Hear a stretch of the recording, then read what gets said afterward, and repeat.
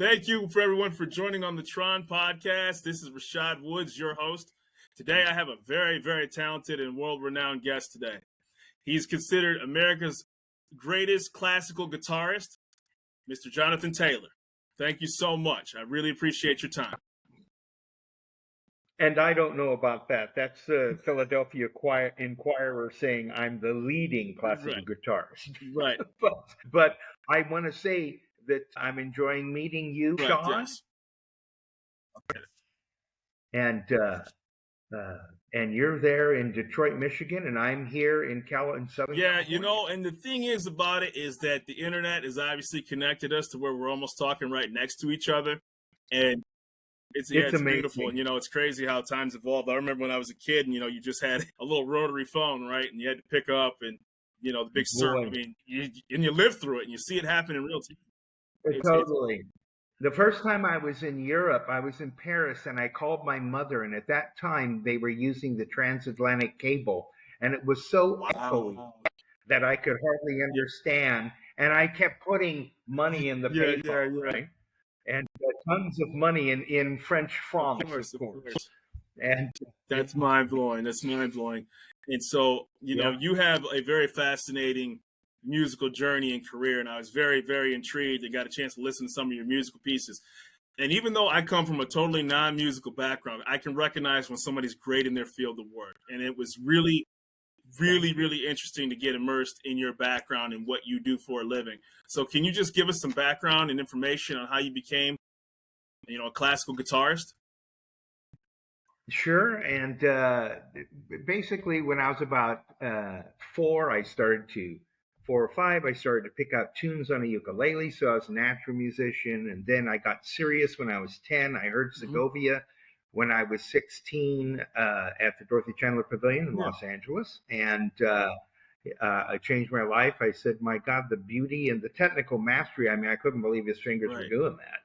And as well as the beauty of music. And then I sought out the greatest artists in the world, Christopher Parkening. I was in a master class with Pepe Romero. I studied at his house for 5 years, a private student of his, and other notables, Frederick Node and so forth, and studied music and orchestration and all aspects of composition, meaning serious composition, at Chapman College. It was not called Chapman University back then. It was a private college with 850 or 800 students, and you actually had to know your stuff. Yeah, this college was only 800. I can only imagine 800. 815 people. I can only imagine. Yeah. Very selective.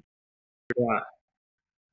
And it was. I was on scholarship, so the debt that kids are coming out with today. I go, "Where's your debt?" I go, "There was no debt." Right. And I can't even believe some people. I owe $100,000. I go, that will not work. Yeah, and I have an older daughter. I have 3 daughters. My 11-year-old daughter actually started playing the violin, and it's beautiful to watch. And she's in an orchestra. She's in orchestra in school, and she just started playing the violin just in July. 11. How old is she? 11. How old is she? 11. That's great. It's beautiful. Takes a long time to get it in tune. There's a saying that it takes 10 years to get a violin. Oh, really? Yeah. Well, that's an exaggeration, but the guitar has frets, so you have a different way of knowing where to place it, but the violin does not, and so therefore it's harder to find that pinpoint. Right. And but each instrument has its difficulties. Yeah, it was beautiful watching her play a little piece for me because I kept telling her, I said, "Bring it home, I'd like to hear you." And then she played just a little piece. Yeah, and I was like, I have no idea what else she needs to master, but I'm always picking her brain because it's something I never got to learn. Right? Does she have private lessons as well as going? No, she's just learning it through school right now. She's just in band. You might want to get a private teacher too. Okay. I'll have to look. Music at her age also, it expands the mind. They've proven that the intelligence level, 3 or 4% at least, improves the brain function because you're listening in a different way and expressing in a different way. I'll give you an example. So Glenn Campbell gets Alzheimer's, right? but not with the music. It's amazing. He couldn't remember, anything. And then, but with the music, I go, yeah, but he knew the music. So it's in a different part of the brain that isn't being Right. So you've obviously traveled from around the world, and I managed to look up some information from some previous podcasts. Your grandmother used to play the organ for silent movies. That's crazy. That's awesome. That's crazy. Yeah, she was. She knew all the greats of the day, and in her time, it was silent films, and then later, of course, talkies came in. She knew Jolson. Jolson is the first talkie film, and but she played with the Man of a Thousand Faces, which is Lon Chaney Sr., and his son later became Junior, who was the Wolfman in the film, and then she played with the Tombstones Pops, Charlie Chaplin. She was there at that L.A. premiere with Einstein in downtown L.A. at the Los Angeles Theater owned by Sid Grauman. She also played many gigs with Harry Houdini. And she was in the Pacific Northwest and actually in Michigan too. And their T.R.O.N's orchestra, I think, used to do a national broadcast from St. Paul, Minnesota, and then somewhere in Michigan, in that region. And that was like a big deal to have an I can only imagine. So I had that in. That's fantastic. So she's playing the organ. So how did you end up that it became the guitar for you? I mean, how did I don't know. To answer your question honestly, I've said this before. I go, what is it that makes one person a happy listener? They're listening to somebody singing or playing violin or piano, whatever it is. And the other person is drawn to become it and to express it. And that, I guess, is an unsolvable mystery. You could say repetition. I go, my mother never had any musical ability, but her mother did. So what is the reason? I go, who knows? It can't be repetition because she was around it since she was a little girl. She'd sit on that bench next to her mother while she was playing a silent film that Lon Chaney was in. Right, and you would think but you would naturally gravitate over. Well, it's funny you say that because I gravitated towards athletics, and I do martial arts, right? But my daughters, my daughters do soccer and ice skating, and I never did soccer and ice skating, right? Sure. And so which type of martial arts do you do? No, they don't have it anywhere close near to me, but I've read his book. I saw Bruce Lee do the demonstration there in Long Beach in 68? I don't remember what year. I saw Bruce Lee do that demonstration and the one where he does the punch. Yeah, and I said, my God, I couldn't even believe a human being could do that. So I have a black belt. It's actually dark blue, but it's first dan. I do Chuck Norris's style that he came when he came from Korea. It's called Tung Soo Do. So I have a black belt in that, and then I have a brown belt in Taekwondo, and I'm currently taking Brazilian Jiu-Jitsu and Muay Thai. So I'm a sponge for martial arts. Music wasn't my repertoire, but I would hate to. Yeah, everybody. Why is somebody become a chemist? They're interested. They see a chemical reaction and they go, "Oh my God, why did you do that?" Exactly. Yeah, so everybody's different, and I go, "That's the beauty of life, that variety." And I found myself, when it came to your background. So I don't want to get this information incorrect. So you had 32 albums in touring. Am I saying that correctly? I have 32 albums. I'm actually with a new company starting here next week, coincidentally. I have one of my albums, Guitar Chronicles, is out with Warner Brothers and Hit Lab. And you can do separate deals, right? And then my other albums are actually going to be going with another company, even though they've been with other companies. There's licensing. For example, films and videos and commercials and streaming and sure. Yeah. So yes, I recorded. I have over 300 tracks. As a matter of fact, the past couple of days, I've been organizing things for the new company. That's what I've been doing. Yesterday, on Thanksgiving, I pretty much just, but that's your living, and so unless somebody actually knows, you're in. That's what you do. So I can only imagine that's your time where some people will be watching a football game, and that's one of the reasons I created this show was because we talked earlier before the camera started rolling that people can only see the world that's in front of them. And so for a long time, and the internet has helped, but it also, you still have to talk to people. You can't just be in a chat box or on a message board or, watching comments. Comments are great. Thumbs up or thumbs down are great. But having the time to actually interact with you is better than any experience in a chat box or. Totally. And people are meant to to socialize. A man is a social animal, and they're meant to touch each other and to hug and all that.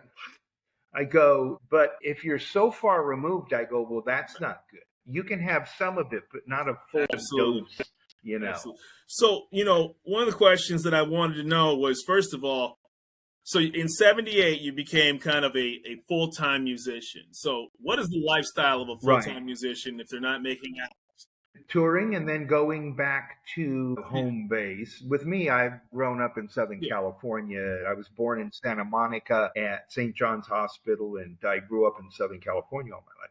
But I've been so many places. What do you do? I go, well, sometimes you have to make a choice. Is it going to be a tour or is it going to be recording?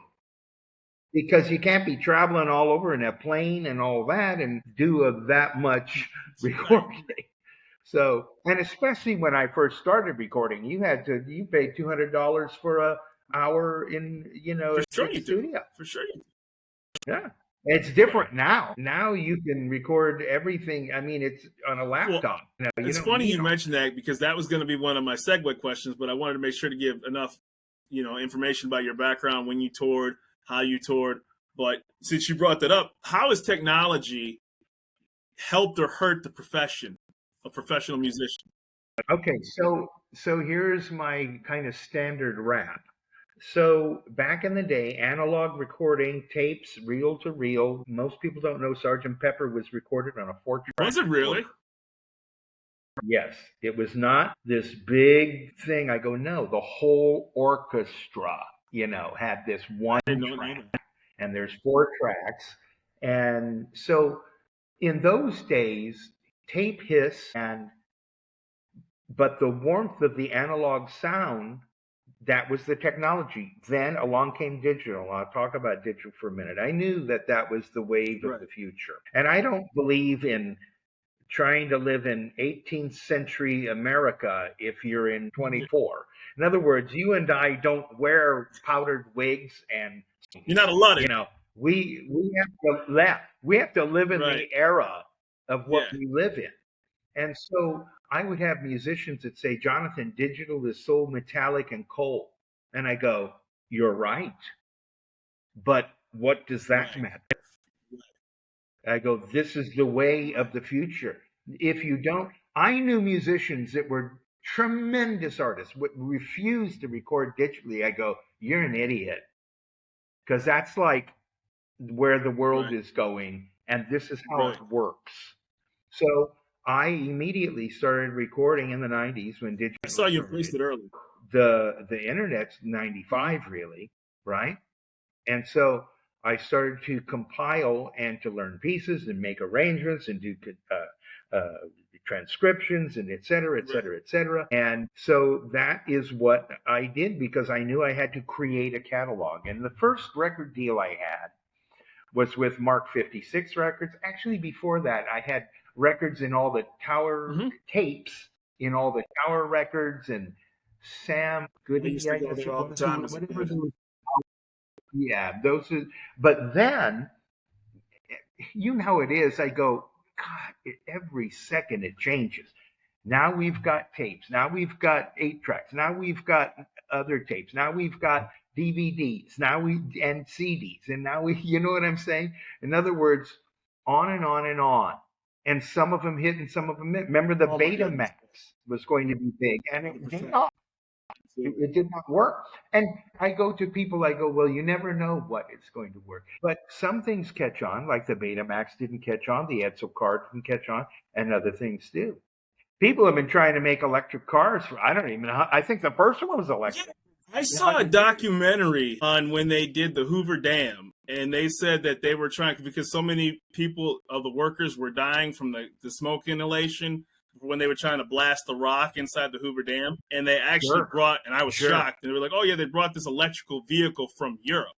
So, and that was like, I mean, I wish I could remember off the top of my head when the Hoover Dam was created, but it sure wasn't 30 years ago or 10 years ago. It was created in the 90s. I was there about 2 months ago. Okay. I was there about 2 months ago. Okay. And so that tells you that it's always been, the electrical vehicles have always existed.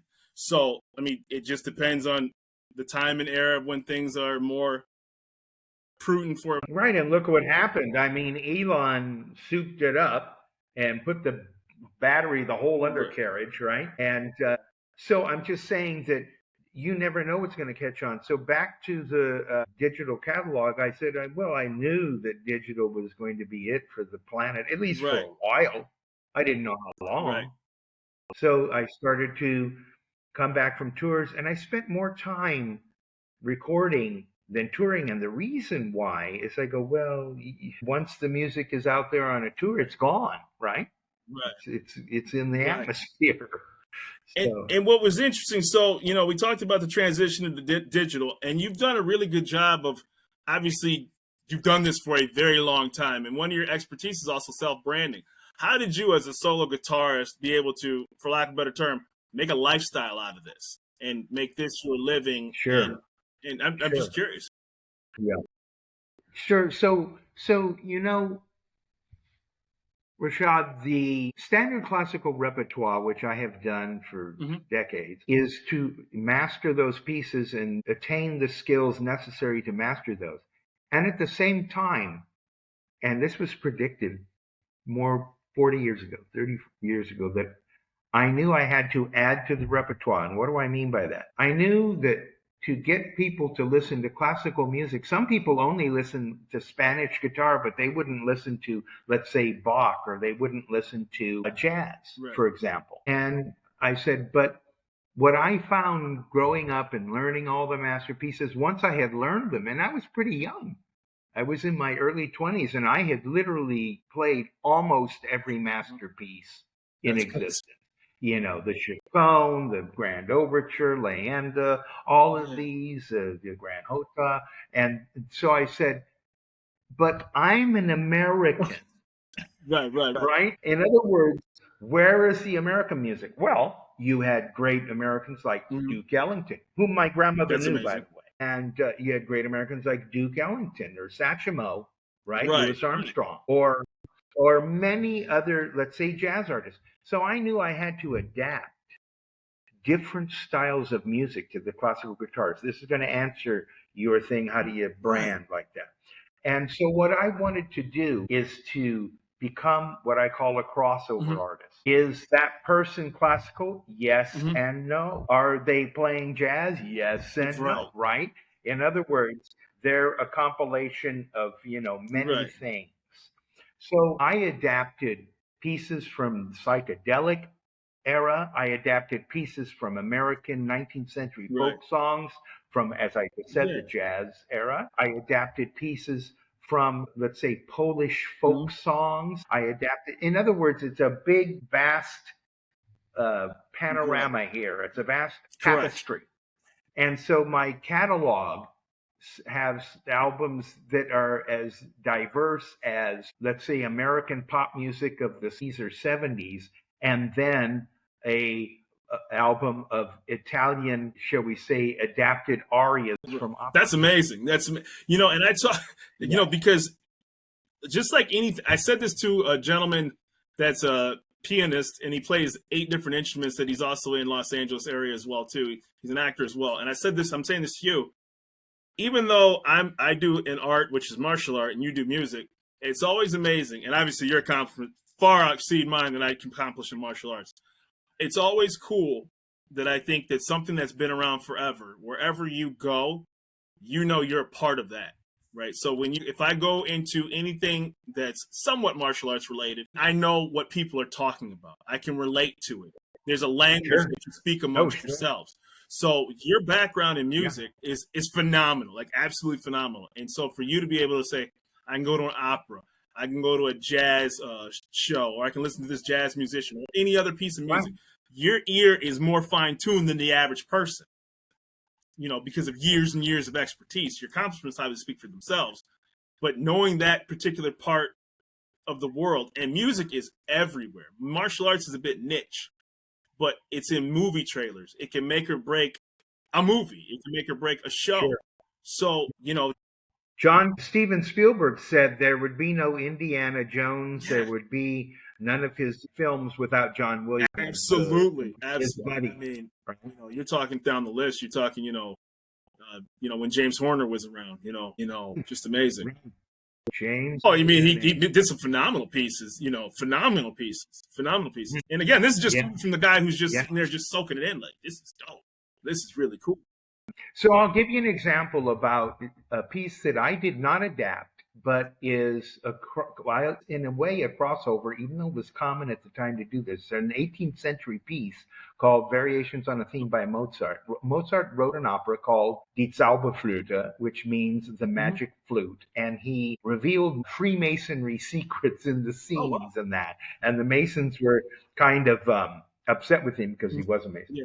And but then a contemporary of his, known classical guitarist named Fernando Sor, took one of those themes and did a set of variations on it, and it became a famous masterpiece. So that's kind of the history of that masterpiece, right? And that's a person in that era, living at that time, doing kind of what I'm doing. And so as you're talking about something that's, attaching to something eternal, I'll bet the Asian martial arts go back 1,000 years or more. With some of the disciplines, like you said, Taekwondo, or I know Jeet Kune Do is not, because Bruce Lee, it's be like water. Water adapts. There used to be a style in South Korea called Taiken, right? Back before the Japanese occupied. I mean, this is that a lot of the martial arts got kind of lost their name in certain countries because of occupation during world wars, and things kind of were pushed to the side, and they became more of an occupation style that they had to lose some of their style, or it got lost in war. But some of these styles are like you said, centuries old. And it's knowing that in some obscure world, I'm in a little small corner that says, I know that. That's a part of the world that I live in. And that's something that's priceless. I'm not going to be remembered. I'm just another guy that took it up. But it's always nice to know somewhere. I'm wondering if some of that evolution of, like, let's say Taekwondo, the Korean body type is a little more heavy and squat, or, more beefier than, let's say, a Japanese person would be, just by the genetics. These regional sizes, I'm not privy to the details on that as much, as opposed to just like how the lineages worked and things like that. There's a... Right. So I'm saying that because I'm wondering if their body type of that culture had anything to do with, I'm going to do this type of maneuver or whatever. And that if you're either, let's say, Japanese or Chinese or that, it's any different, and whether it had an impact on it. I don't know. There's lots of books, and I'm actually listening to an audio book right now that the author's name escapes me. But it goes back to how it all actually started. And, there's a really well-known author that's out of England that I'm listening to on audio right now. I'll have to see if I can send you the name of it. It's 8 hours worth of listening. I'm like an hour into it right now. So, but it's very fascinating because even I, as I'm learning, I'm sure you love the history of what you are into. You always. Sure. And, when people say, how did you become what you became? And part of my answer is, I don't know. And the other part of my answer is, I go, well, as a little kid, my grandmother is playing that piano in a house after a long, distinguished career with all these notables of her time period. And so I go, it must have done something. I mean, I didn't learn Mandarin. I learned English because I was around. So I got to ask you a question, because especially somebody who's learned and, has been so successful. What's your thoughts on AI kind of in the avenue of creating music, making music, substituting musicians? There's going to be a lot of loss. Yeah. Okay. So even Drake, they stole something from Drake, and he sued him. And I go, what do I think? I go, it's the greatest boon and insanely scary and evil. I go, you'll have robot armies, you'll have Arnold Schwarzenegger as Terminator, could absolutely be real and not a film of the 80s, right? And I go, it's absolutely true. On the other hand, the advances in medicine, it's insane.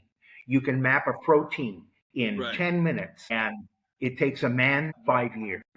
And Edward Teller was given, he wanted to work on his hydrogen bomb when he was on the Manhattan Project, and Oppenheimer gave him equations because they needed to solve certain things. And he said, he goes, Oppie, this will take me 2 weeks. And I go, those same equations took it's bonk. It's crazy. And so, you start finding out. And the reason I asked, because obviously you're dealing with copyright issues, obviously, and I wouldn't know enough about music to state this, but does it feel like cheating in a way, like when people like either A, write music, B, may not seek out actual musicians to do certain. Well, now you don't have to. That's what I'm saying, right? Like that's and so your discipline and skill is thousands of hours of practice to master taking somebody to whatever it is that you do.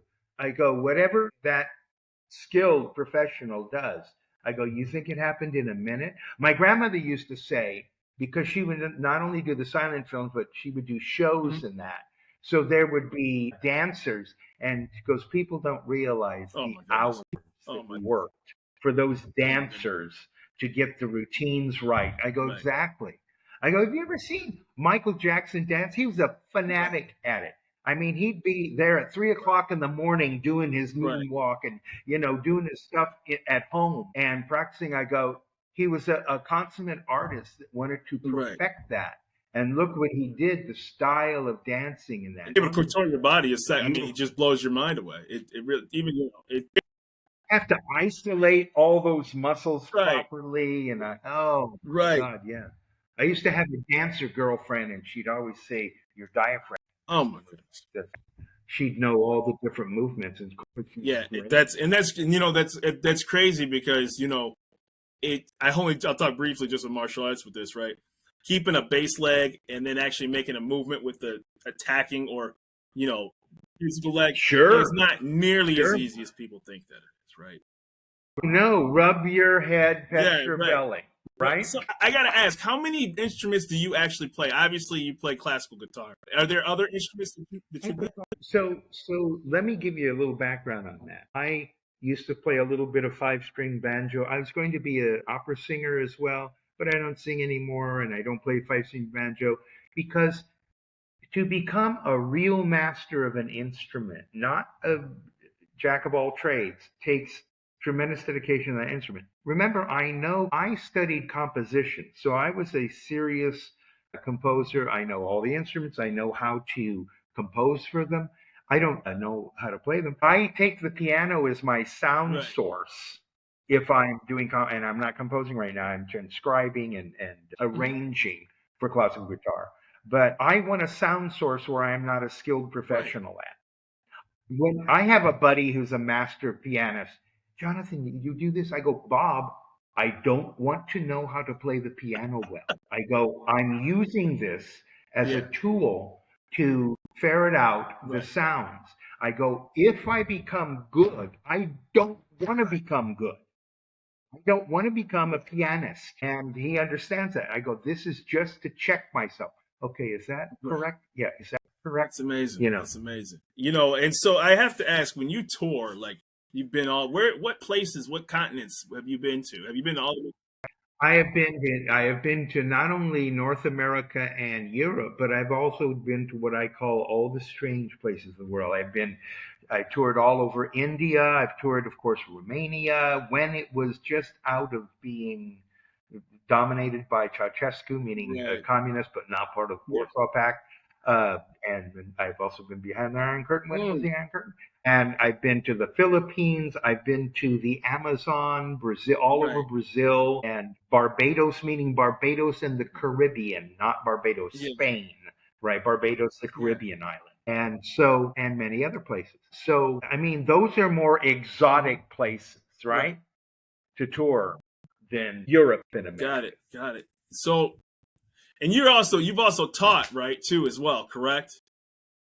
So I represented America as America's musical ambassador, and I did master classes in Brazil, in Barbados, in various places. And so I taught. And oh, here's a good Barbadian story Yeah. about teaching.